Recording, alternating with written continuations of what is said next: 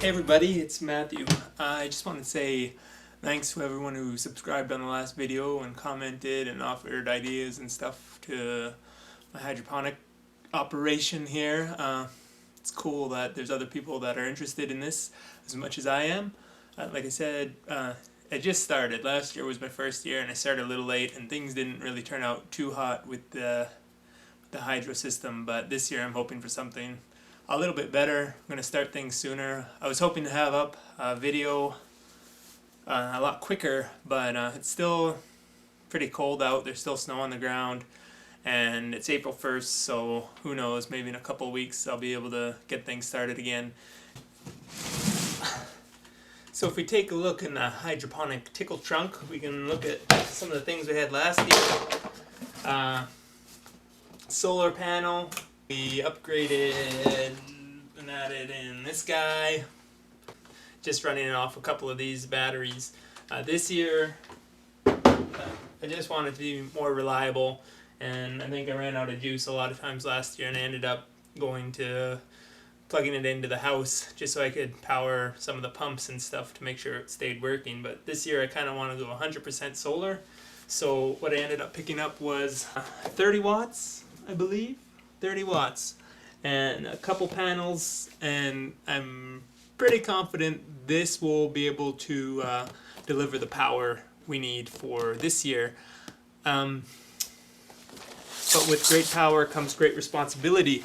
We're going to be changing out this little guy with marine deep cycle battery, so that should be able to store enough power. I think this is all assumptions still. The next video where we're going to be putting this stuff together, I think I'll do a little bit of the math behind calculating how much you can actually power based on your solar system, if you'll be able to run your pumps, run your fans, run your air pumps, and whatever else you need. So we'll try to work that out. The thermostats from last year. I think I'm going to keep these, because I'm going to keep the fans. These are some of the fans we used. I'm going to keep the fans, maybe upgrade the fans if I can. Here's an emergency car heater. It's 12 volt DC, so maybe I can throw a heater in there. I kind of doubt it. Heaters are a little bit of a power hog. I should also mention that last year I was kind of set on making it all 12 volt DC. And thinking that's going to be the simplest way. I'll just keep it simple. I'm not going to have any kind of AC. I'm not going to have any power inverters. I wanted to keep it as cheap as possible. Well, towards the end of the project, after putting in like $450, I kind of realized cheap really wasn't an option. And although I still think it can be done, for this project this year, I'm kind of going to throw the price restrictions out the window. Well, not totally out the window, got to be reasonable here.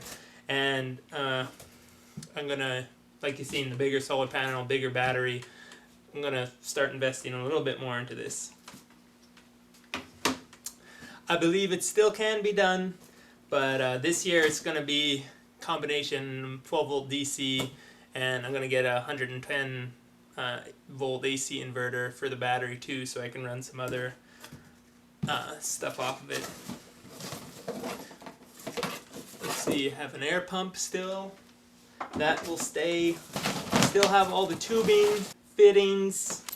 I got a bigger pump. This one is 1,000 gallons per hour.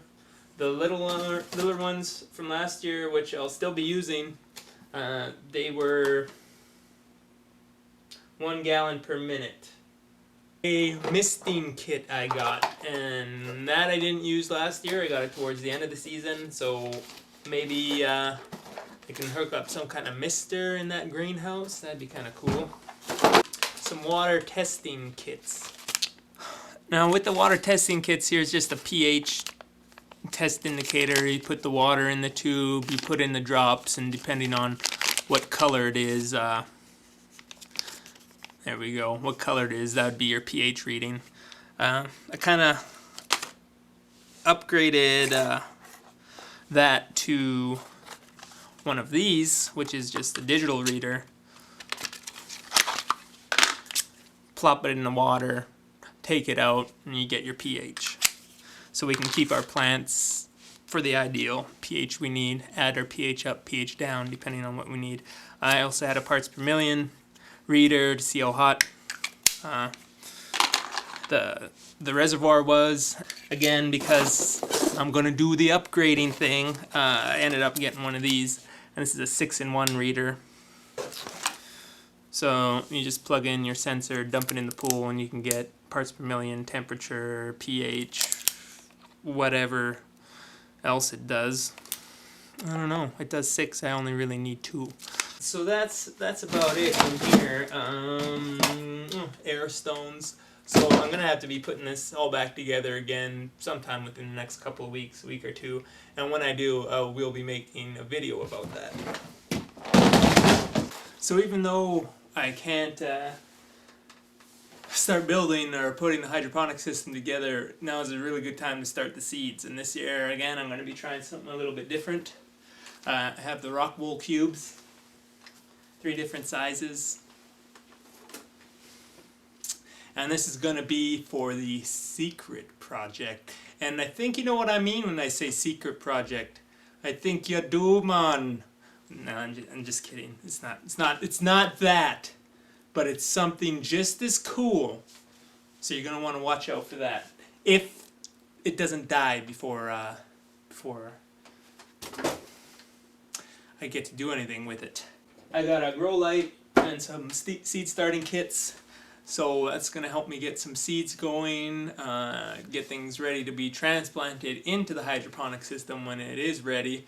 I'm going to start all these indoors so I don't have to worry about frost or snow or anything else regarding weather that I cannot control.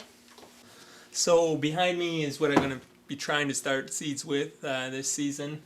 I have just some Jiffy seed starting kits, so kind of like a mini greenhouse with the little pucks that you put your seed in and then water. I'm going to be placing that under just a grow light. So that's going under just the grow light with the UV bulbs. So hopefully won't be using a lot of power with this system, and they should do the trick, but we'll see how that goes. If not, I guess we can do it the old-fashioned way with dirt, but who wants to do that? Depending on what I'm growing, we'll progress to the bigger pots, or we can put them straight into the net pots, or the bigger net pots.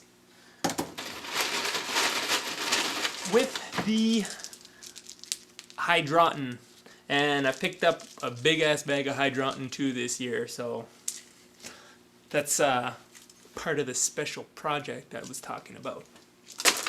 This year I'm thinking things are going to go a little bit better, hoping to have a lot more reliable system. I'm hoping to have a hydroponic system that will actually produce some fruit or some vegetables.